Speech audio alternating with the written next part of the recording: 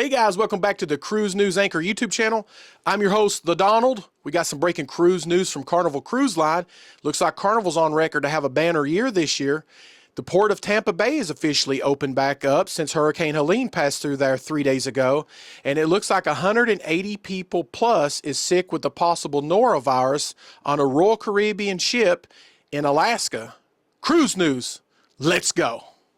We're going to dive right into today's news concerning the possible norovirus outbreak aboard the Radiance of the Seas. As of today, a report came out saying that more than 180 people has become ill with a gastrointestinal outbreak during a Royal Caribbean international cruise that ended on Friday.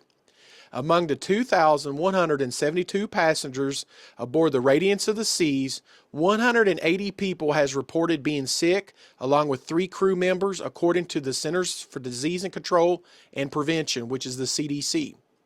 The main symptoms include abdominal cramps, diarrhea, headaches, and muscle aches.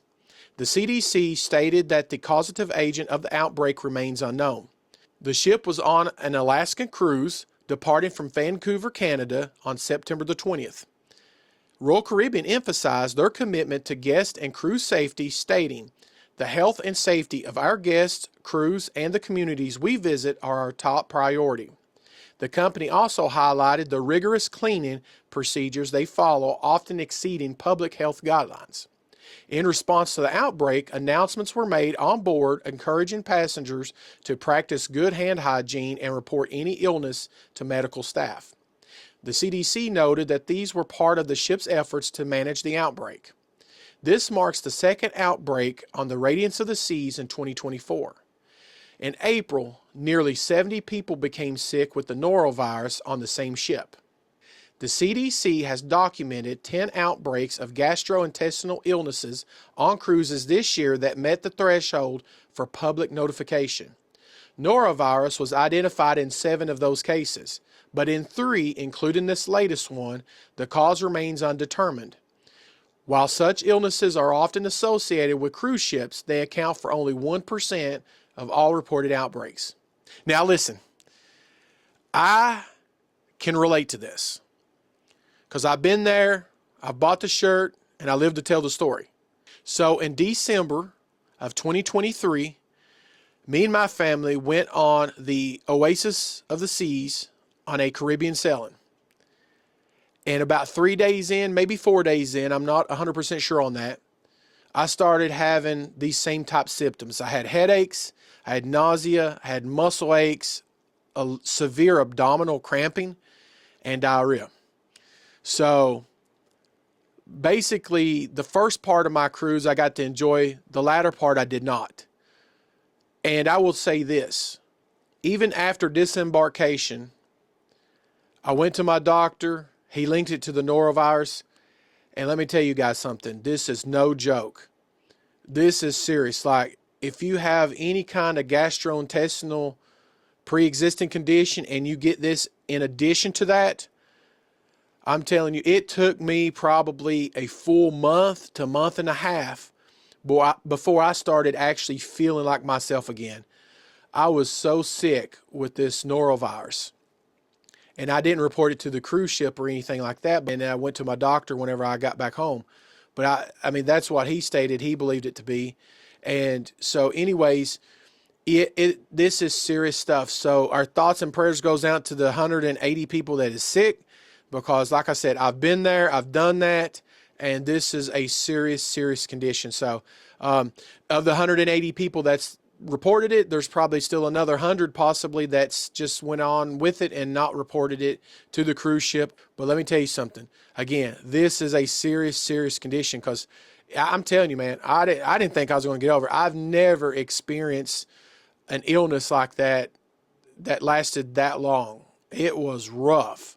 And honestly, I wouldn't wish that on my worst enemy. Like, it was rough.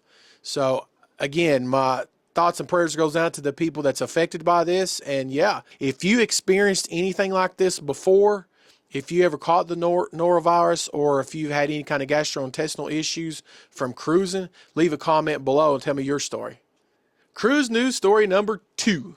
It looks like the Port Tampa Bay officially reopened for marine traffic on Saturday, September the 28th, 3 days after Hurricane Helene passed offshore of Florida's west coast. The port reopened with a slight depth restriction of 28 feet for incoming vessels. Port officials emphasized safety, stating that staff thoroughly assessed docks, wharfs, and terminals.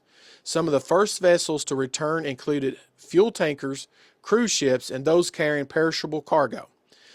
Carnival Paradise, the first cruise ship back, was delayed since September the 26th, but safely returned due to its smaller draft of 25.5 feet. Other cruise ships impacted included Royal Caribbean's Serenade of the Seas, the Grandeur of the Seas, and Enchantment of the Seas, along with Margaritaville at Sea's Islander, which will return on September the 30th.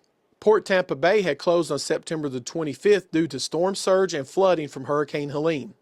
Taking longer to reopen compared to other Florida ports, officials thank various agencies for helping ensure a safe reopening. But we still want to think about the people who has lost loved ones, as well as the damage that they've suffered during Hurricane Helene. This went all the way up into the Appalachian Mountains and severe flooding in North Carolina. So as a whole, our thoughts and prayers still go out to everybody who's been impacted by this storm.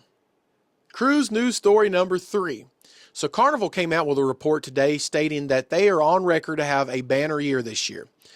Carnival Corporation, which owns Carnival Cruise Line, Holland America, Princess Cruises, and others, reported a record-breaking revenue for the third time in 2024. On September the 30th, the company announced a net income of $1.7 billion, a 60% increase from 2023, and a third quarter revenue of $7.9 billion, which is actually up a total of $1 billion. CEO Josh Weinstein attributed the success to high margins, same ship yield growth, and strong demand for cruises, which exceeded expectations by $170 million. Booking volumes for 2025 are still at record levels, and 2026 is already off to a strong start. Carnival also launched several new ships, including the 113,000-ton Queen Anne and the 175,000-ton Sun Princess. Additionally, Carnival plans to introduce a private destination, Celebration Key, in the Bahamas by 2025, with further expansion by 2028.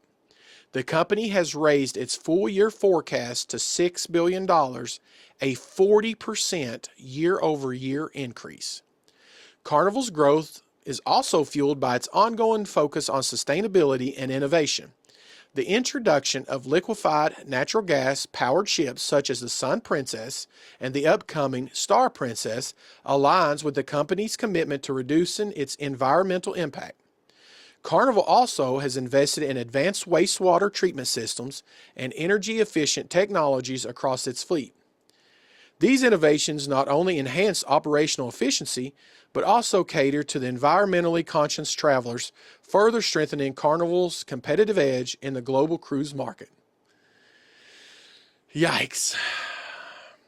It's hard for me to read stuff like this. These guys acted like all along they were just trying to make up money from the years of 2020 and 2021, if you know what I mean. Well, at some point you think that that would balance itself out and the price of cruises would kind of come back down to earth a little bit, but I don't see it, guys. I'm telling you, I've did a video about the pricing of cruises before, and it is just ridiculous.